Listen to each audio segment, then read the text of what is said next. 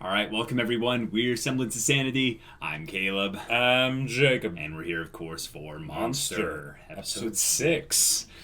Yeah. Johan has made his return. Yes, and Nina, aka Anna, has seen him again. Yes. For the first time in 10 years. Why do so many awful things have to happen when Nina characters are involved? I was going to say, really, why do all these poor stop. Nina characters need to suffer? I mean, not that all of them are good characters, but yeah, because they really made us care about her that last episode, and now I feel like it's all just gonna go badly. I feel like this. Remember, this is a slow burn show, so That's it's true. not going to That's go true. badly immediately. They're going to draw it out as long as They're possible. going to draw it out for a long time.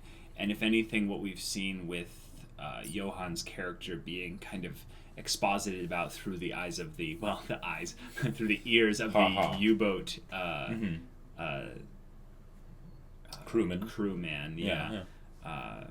This is a very different villain. This is a very different antagonist than which we've ever really encountered, because he poses no physical threat to the main characters. To the main characters at all. Right, but it's all psychological. Right, and a very real threat to maybe what they care about. Yes, but exactly. not to them specifically. Right.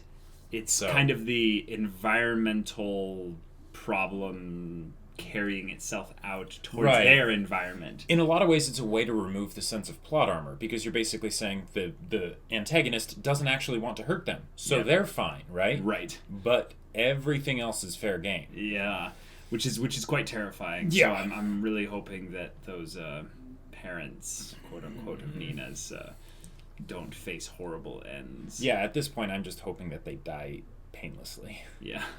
All right, guys. Well, without further ado, let's get into this episode and see what Johan has in store for us.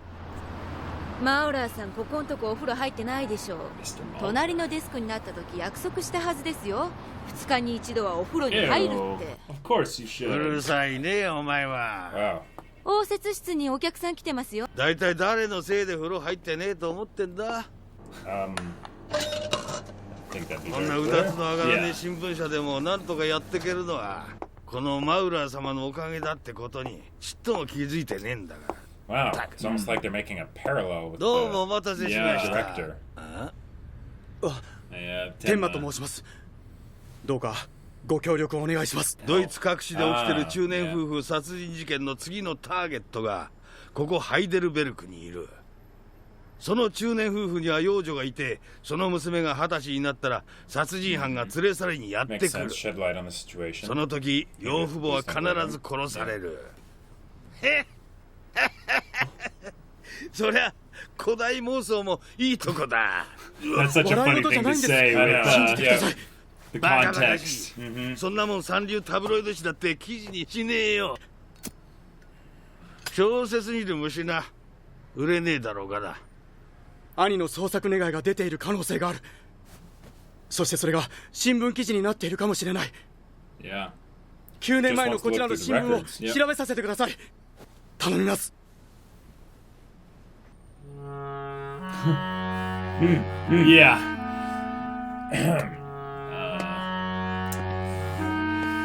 Yeah, this is the problem, isn't it? うちの社長、大江アレルギーでな。これが当時の祝殺版と原稿のファイル。それとこれが没原稿と資料のファイルだ。ありがとうございます。He's like not deterred at all. 日本のお辞儀ってやつかい。どういたしまして。I think that was a reasonable response from the guy. Yeah. But at least he got through. Exactly. He doesn't need him to like him. He just needs him 見つけさせてくれ。get what he needs. あいつのことはもう気にしなくて。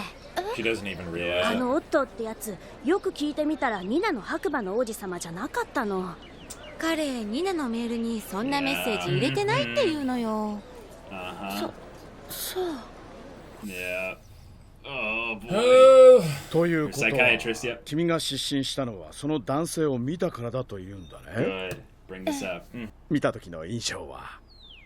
すごく懐かしいような。ほう。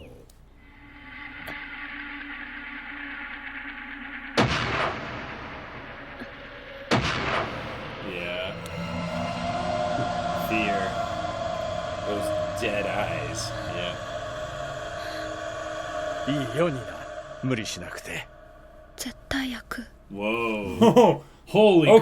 crap. うまく言えないけど、もう一度その人に会えばその答えがはっきりす Oh, るよう you な。 should try to find him. 失われた記憶も蘇るような気がする。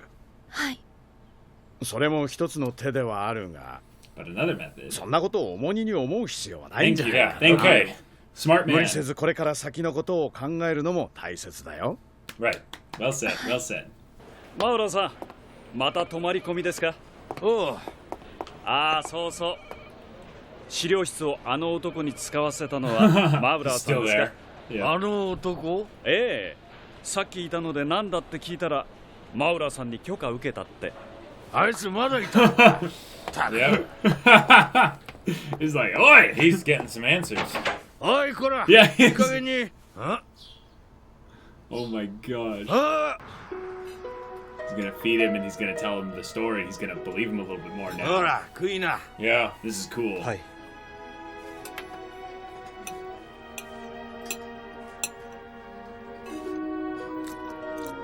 うまいだろう。俺朝飯はいつもこの店だ。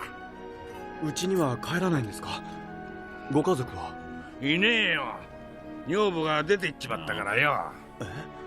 仕事で追いまくられて、 Oh, 気がついてみり Tenma's ゃ女 going 房 around to は all these 娘連れ broken て実 people. 家に帰っちまった。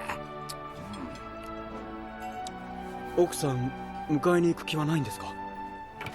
あ、なんでだよ。 Not at all 追んでてったのは parallel. 向こうだ。なんで俺が迎えに行くんだよ。ええ、仕事にかまけてたことを Oh. 悔やんでいるみたいだから。ふざけたこと言ってんじゃねえ。それともう一つ、タバコ吸いすぎですよ。医者として忠告します。大きなお世話だって言ってんだろ。 I 女 am a 房と同じ doctor. こと though. 言ってんじゃねえ。奥さんもあなたの体気遣ってたんですよ。Hmm. He did respond. Yeah, he didn't 大き respond. なお世話だ。ニナの誕生日プレゼントかい？ええ、やっと編 Oh, み上が they're った so の。 perfect and just 昔はこん smiling. な小さいセーターだったのにな。 Oh. あなた本当に言うんですか？そうだな。そんなこと言う必要ないな。ニナは私 What た is ちの this 娘 ominous だもんな。 music? Yeah. おかえり。お腹すいた。ガイテル先生の言う通りかもね。 And she has no knowledge of the connection between the emails and. Oh, new emails. Oh boy. Congratulations. You've got mail.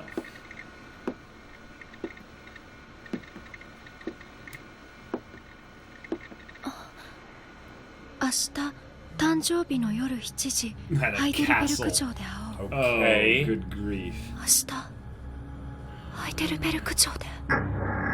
Whoa, that sound effect. That gave me この chills. 忙しいのにあんなに付き合わされてスクラップの山とにらめっこだ。 All the, Nah, all those years doctor. of medical school, he knows how to stay focused. もし you know. もしもだぜ。俺がその女房迎えに行ったら女房帰ってくると思うか。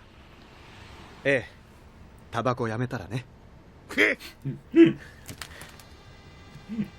He's gonna find it right here. Yep, yep, yep. Yep. Yeah. あった。あ11歳の少年失踪、誘拐の可能性もあるが、フォルトナーという人が捜索願いを出している。 Yep. Yeah, That's her that's last them. name. その記事ならこっちの資料があるはずだな。ああった。あんたその犯人は妹が20歳になったら迎えに行くって言ってた。ほらここに生年月日が書いてある。 It's tomorrow or today or something. 今日がその双子の Yeah, 20 today, 歳の誕生日だ。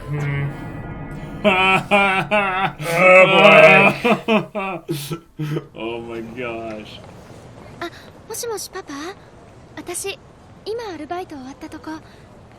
今からちょっと友達に会って帰るから。 Yeah. Lessons, kids. Don't meet Heidelberg people 城で。 randomly そう from か online. ママは誕生日パーティーの準備してるぞ。ドクター、フォルトナー家に双子の妹がいたらどうするつもりだ。とにかくその一家には危険が迫っています。警察に連絡して警備を頼みます。あんたの推理で警察が動くかい。まだ何もことが起きてねえのに。ことが起きてからじゃ遅いんだ。ことなんか起きやしねえよ。全部あんたの妄想だ。あんた20歳にもならねえ小僧が犯人だって言ってたが、そんな若造が何の感情もなしに殺しができると思うか？ありゃ小僧がしでかしたもんじゃねえ。もっとでかい何か。どうしても言えって言うなら陳腐な表現になるが、ありゃ悪魔の仕業だ。Holy crap. もし目の前にあの犯人が現れたら、俺は迷わずにぶち殺すね。And they're coming at a birthday party. こんばんは。夜分失礼します。They might already be dead. No, they're still there, yeah. 失礼します。私、ハイデルベルクポストのマウラーと申します。この1986年の男のお子さんの捜索願いの件で。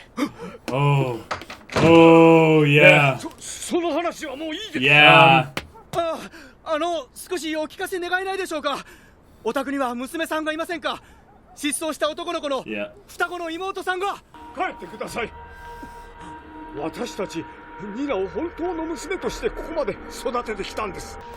ホルトナーさん、すぐに警察に知らせなくちゃいけない。あんた方と娘さんの命が危ないんだ。That's how you get their attention.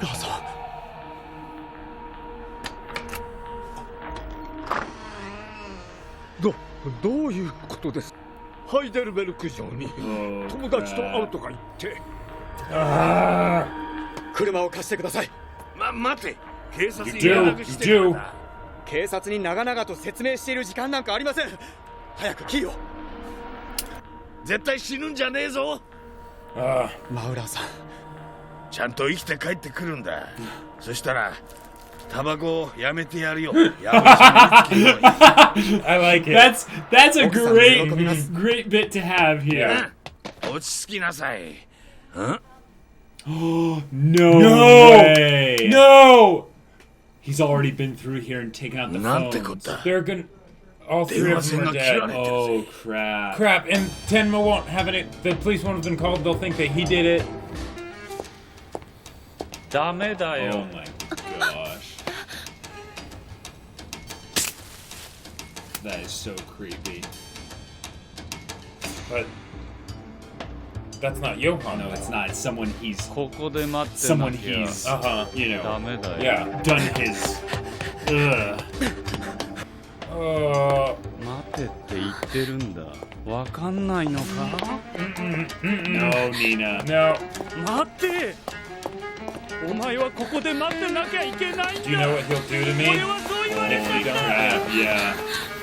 アンナ。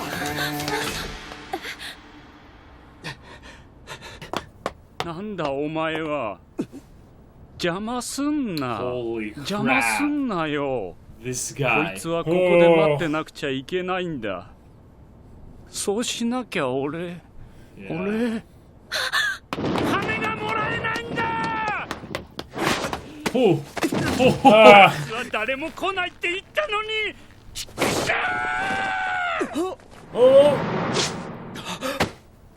Oh, good. Martial Yes. arts. The Yeah. martial arts. Awesome. Well played. All right. ただ大切な仕事してからここに来るって言ってただけだ Take よ。 care of something important in Yeah. your house. Yeah. 君の家が。 Yeah. 早く君の家に戻らなくちゃ。どういうこと？理由なんか後だ。早く行くんだアンナ。 He was watching the whole time. Oh. Oh man. Oh. 確かに私の病院に担ぎ込まれた時、君はアンナ、そして君の兄さんはヨハンという名前だった。兄さん。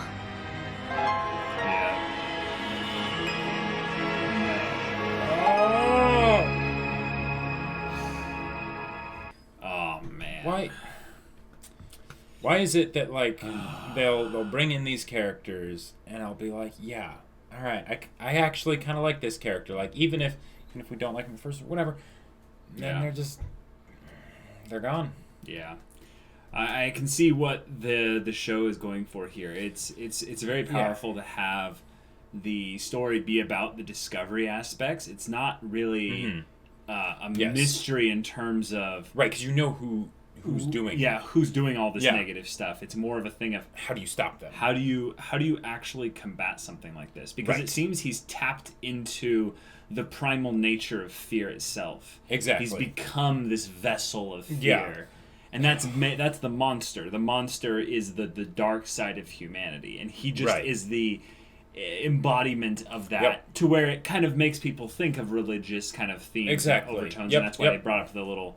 the devil and the whole thing of absolute evil. You're talking about religion, right? It's reminding us about the Revelation verse at the beginning of the show, right?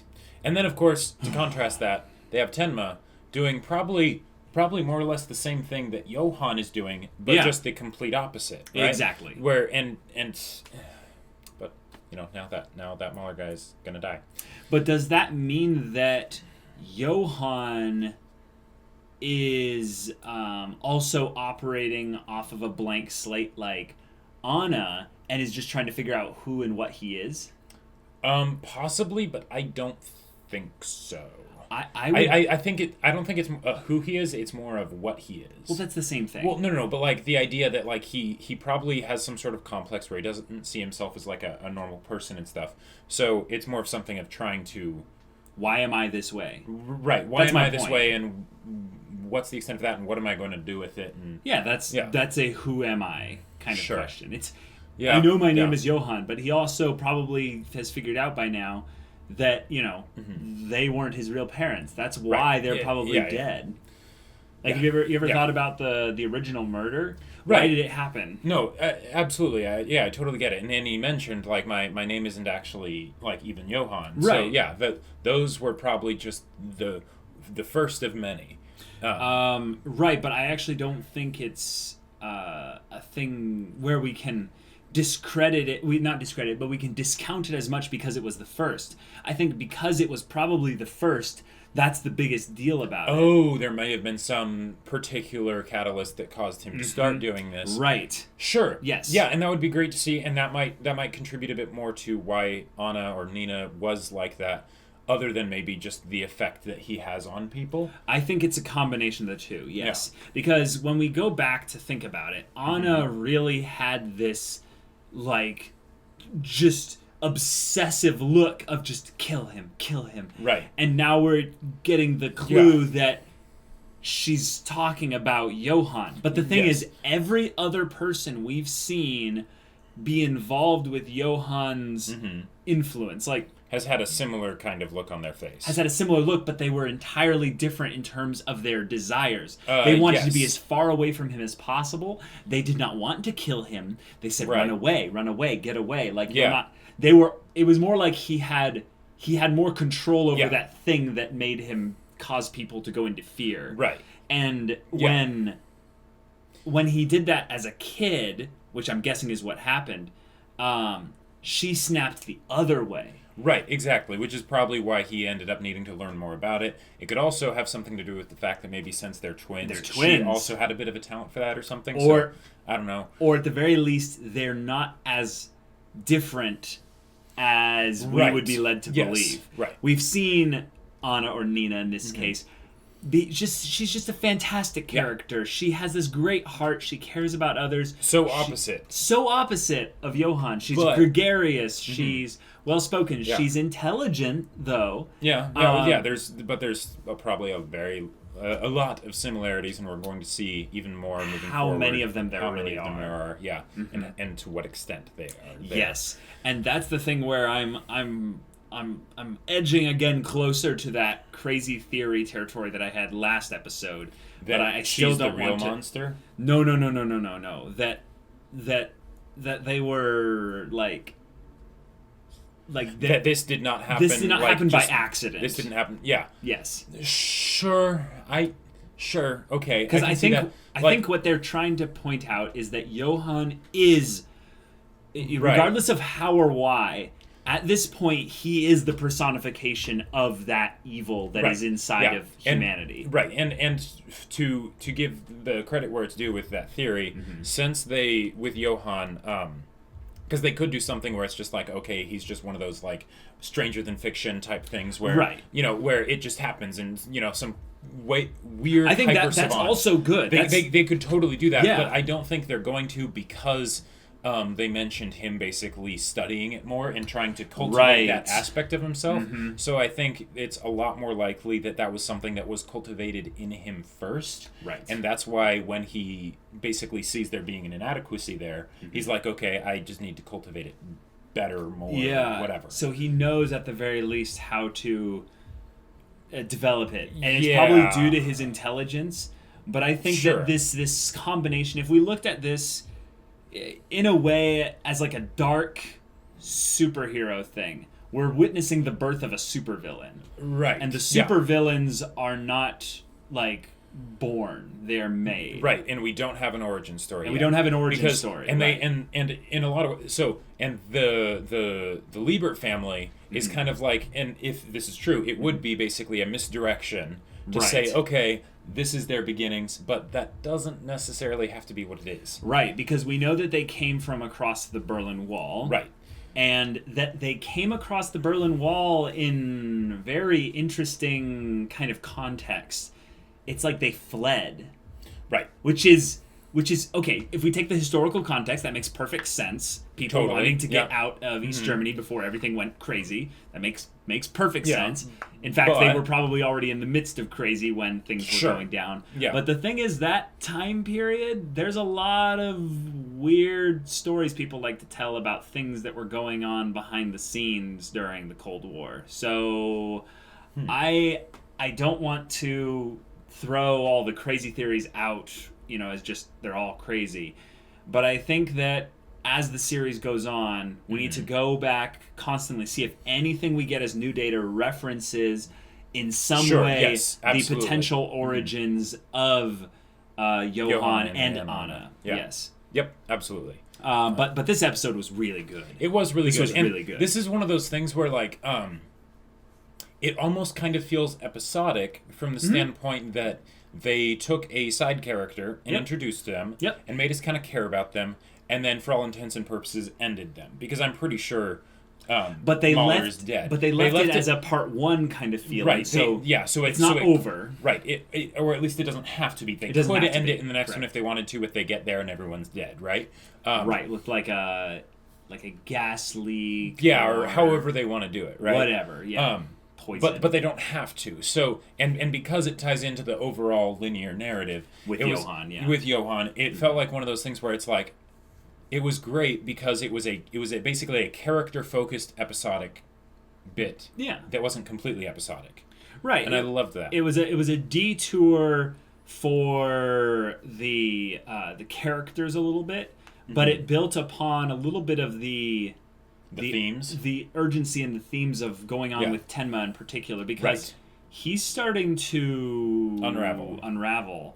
And we're getting the vibe that he might also not be attending his duties as much as he should be at the hospital. Because if he came into the hospital like that, they'd go home and fix yourself up. You're going to be dealing with patients. We need you sanitary. And also the idea that if he stayed there overnight and then all this stuff and stuff, and if he might be taking like a very long leave of absence in a while. He might be taking a long leave of absence. This whole situation is another one of those things where this could go really wrong for Tenma in particular, because now all of this is happening with him right in the middle of it, and no real proof that he wasn't the instigator behind this whole thing. Because everyone at the newspaper company saw him and Mauler spending all this time together, and if Mauler ends up dead at the house with all these other people, and he's the only one that really has no alibi other than the daughter. So I would say that at this point, if they actually convict him, that I would kind of call BS on that, because the motive would seem to be very clearly not there, because he went to the guy at the newspaper. There would be almost no reason for him to bring someone else along when he's going to kill people. Right? Yes, but there's crazy people that exist in the world. Yeah, there's crazy people that exist in the world. I could pull half a dozen motives out of thin air. Sure, but then there's also the testimony of the daughter. At first, I thought that that Anna or Nina was going to be the testimony that would end up condemning him, for sure, because she would think that he was the person that was waiting for her. Yeah. But then the other person was like, "What? Who are you? You're not supposed to be here. No one was supposed to be here." Yeah, and that kind of throws that out of the that throws that out. Yeah, it does. But anyway, yeah, what are they gonna do? Yeah, right now it's basically a crapshoot at this point, because we have the parents who obviously know a little bit about Johan. Right. They were scared. They were very scared. So because him running away is not exactly what happened. Johan probably told them, "You take good care of her, or I'll kill you." Yeah, well, who knows? And then I will come to return and get her on her 20th birthday. Yeah, I don't think that's what it was, because otherwise they probably would have called the police. But, I don't know. I mean, maybe not. I don't know. Maybe his fear thing is that big of a deal. Mm-hmm. And if that is what happened, then let's go the other route. Let's say he's 11 years old. He gets there. Yeah. He tries to manipulate them and scare them. And they are like, no. Like, they shoo him out. And he realizes he has to leave because he's not able to do anything there. Okay. He goes away, like, says something like, "I will come back." And they're just like, "Yeah, whatever. Get out of here, you creepy kid." Mm-hmm. He leaves. I don't think that they knew that Johan wasn't, ever had any intention of coming back, though. Because otherwise they probably would have been a bit more suspicious of, like, possibly. Okay, it's her 20th and she wants to... go meet somebody, right, that she doesn't know. They probably would be like, you know what, on your 20th in particular, why don't you stay home, right? Not that it necessarily would have worked, but... I think that's a good point to bring up. The main thing is that I really can't like know what his limits are. Like, right. Johan being involved in the story makes everything horrible be put on the table immediately. Right. Like, I can't go, people are safe from Johan, or these people were able to deal with Johan. Like, it all just gets really murky. Because just the effect that, and this was a nice way of them sort of like showing us what he can do. Yeah. Just the effect that he was able to have on that person to... The gardener. Yeah, the gardener. Mm-hmm. That is unsettling at best. Right, he turned him into some kind of mindless husk. Right, that was just doing his bidding for what? Maybe it could have been that he got a specific person that he knew could have been motivated by money, and he got him to be able to pose as the gardener or whatever. But if that was just the gardener, and he was able to take an arbitrary person and make them do that in, whatever amount of time, however much time it took, that's ridiculous. That's one terrifying. Of those things where it kind of justifies that initial gut instinct people have that this is something supernatural. This is the devil, absolute evil, whatever. I agree. Well, that's the thing of where I'm constantly on the edge of going, is this some kind of supernatural show that doesn't ever really want to go full into explaining it as supernatural, right, or clarifying that it actually is. Yes, but we'll constantly have you thinking about it that way because some of the horrible things that people are able to do and still be human beings is borderline on that edge of being so dark that it doesn't seem human. It seems supernatural in that regard. Yeah, and the fact that but it's that's something the reality is stranger than fiction. Exactly, the reality is stranger than fiction, and the idea that the things that we're most afraid of are the things that we don't understand. Yeah, and that is absolutely what they've set up here. Yeah, well, props to them, because the guy or the people who created this. I think his name was Urasawa. Okay, but just did a really good job of setting the tone. And when there's these particular moments, again, I just want to keep calling them out. I'll do it every episode if they keep doing this. With the sound. With the sound. Yep. Every time they hit you with the sounds at those specific moments, my throat feels constricted. Yep. Like, it's absolutely, like, terrifying. And here's the thing. It could have been so laughable and so cheesy, because if they did the... like... The psycho thing. Yeah, the psycho thing, yeah. Like... there are so many sound effects they could have done that would have made it absolutely fall flat and make us almost want to laugh. Mm-hmm. But they absolutely were not that. Mm-hmm. And I'm so glad that they aren't. Because I don't know what kind, because okay, if you think about it, right? Mm-hmm. If this started as a manga, they didn't have those kinds of sounds. So whoever was in charge of sound for this show really did a good job. Really understood the kind of show that this was and how to elicit those same kinds of emotions that they probably did in different ways in the manga with like visual effects or something. Right, like that. Exactly. You can have the jagged lines, you can have the shadows. The visual cues and things were also pretty good in the show. They do the bit where if you see someone who's been influenced by Johan, their eyes are all wide and they're just the idea that if dead inside. Right. Normally you don't see someone's complete like eyeball, like the iris and the pupil. Right. It's usually like the top half is sort of like cut off. Mm-hmm. But if you ever see all of it, then it looks terrifying. It really does. It goes into the like uncanny valley situation where you're like, this person is human. Yep. I know they have to be, but they don't look human. Just like what they do with Johan, where you just look at him and you're like, something's off. Which is why I want to keep bringing up my Ubermensch theories, my freakish, like, super crazy, like, I really feel like Johan is meant to represent something dark. Okay. But in the show, he is actually something not human. Like, he it's not that he is not human, but I mean that he's been messed with. He didn't. He wasn't just born and he was this way. Exactly. It goes into the nature versus nurture argument. But I will fight so hard for the nurture argument primarily because of just mostly just my worldview in general and my past experiences and stuff. But I have never ever interacted with another human being or even really seen with immutable proof. A human being who had gone and lapsed that hard into like the darker side of humanity without some kind of push or nurture from the environment or the people in their environment. And I know for a fact that there are exceptions to this rule. Mm-hmm. I know that has to be, because anytime you generalize, you're wrong. Yeah, exactly, right. So it's not one or the other. Right. Yeah, it's a mix of both. But the idea that, especially with a name, monster, it's the idea that the worst monsters are the ones that we make, not the ones that, But that's what this show is trying to get us to question as well, is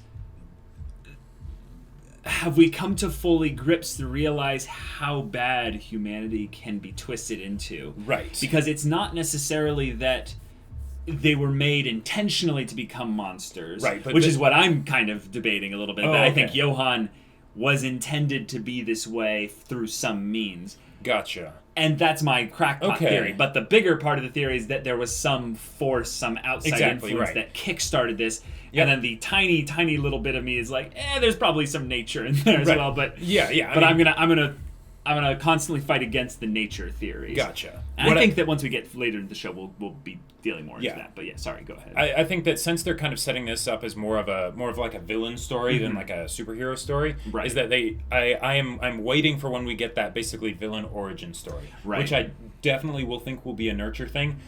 As for whether it's like an intentional nurture. Right. It shouldn't be from Johan, though. What I think that they should do is Tenma and potentially Anna can go on a journey where they constantly meet all these side characters in a sort of episodic plot. Sure. Where they all give us a little insight snippet picture into Johan and we start to piece together the puzzle of what Johan is. Because if you think about it, basically every side character we've met so far has given us some little bit of that perspective on Johan. Whether it was the U-boat crewman or Mauler or the police investigator, just pretty much across the board, they've all done that. So that'll be really interesting to see moving forward. Right. And also kind of scary.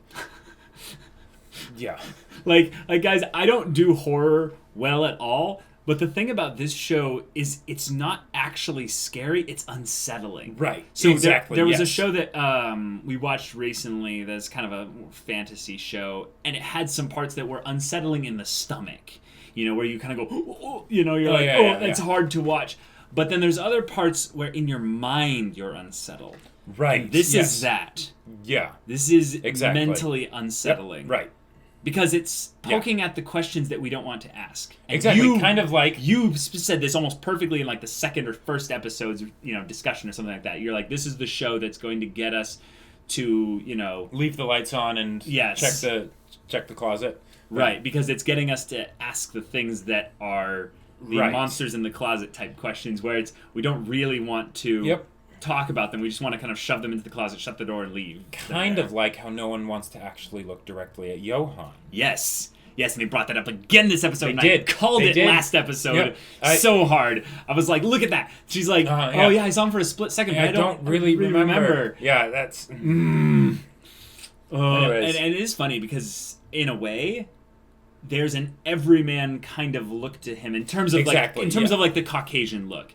He has the most like basic German kind of look. There's no kind of like super defining features about him. He's attractive. That's kind of a defining feature. Sure. He's blonde, blue-eyed, white, pale skin. But the irregular height. But the idea that if you tried to play, like, guess the anime main character... Yes, he would blend in a crowd of other people. Very well. And maybe that's another thematic thing, and they're trying to say that he could be monsters aren't ugly. Monsters don't stand out in a crowd. Monsters are walking amongst you in the crowd, and they just look like everyone else. Yep. That's equally terrifying. Just like how sometimes the people that aren't monsters can look like monsters at first glance. Like the Mauler guy. When we first saw him, we're like, who is this asshole, right? Yeah, we're like, this fat, gross old guy is misogynistic and just kind of... Yeah, and then we're like, oh, his wife divorced him and, took his daughter. He's got a smoking addiction. And he's got a smoking addiction and works all he has. Guy and has no real vision for life. Okay, it's like... All right. It's like we don't love him, but we kind of sympathize a little bit with him. Right. Yeah. Yep. The idea that could be anyone, just like Johan could be anyone, Mauler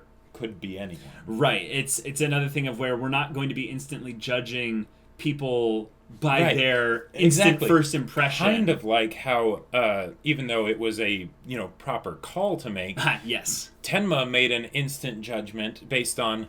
Well, the boy came in first versus the mayor. Yeah. And that didn't go very well. It was the right call to make with what he knew, at the time. But... he rolled a nat 1 on his luck score. Yeah, he rolled a nat 1. And then on the percentile check after that, he rolled another one. Yeah.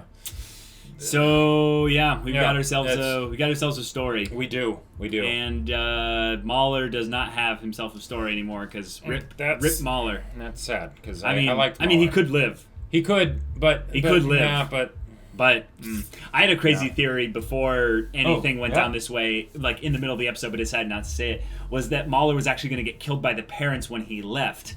Because the parents were so scared about what was going on that they were going to be like, come in. And then they just kill him. I thought that was going to happen for a second, too. You did? Mm-hmm. Okay, cool. So I wasn't alone. Yeah, I was like, because they seemed so scared of Johan. I was like, what if he's already got to them? And then they're like, we're going to bring the police. And they're like, no, don't do that. Yeah. Come inside. Exactly. The phone doesn't work like one of the parents had unplugged or something. That was another thing contributing to it. Yeah. Okay, cool. Well, that's that. Mm-hmm. We're going to call it here. Yes. This is a great episode. If you guys want to watch the next one, go check out the link in the description below for our Patreon. Yes. You get on early access, also Discord access. You can chat with us and stuff. And we'll see you there. But until then, we're Semblance of Sanity. I'm Caleb. I'm Jacob. And we'll see you all next time.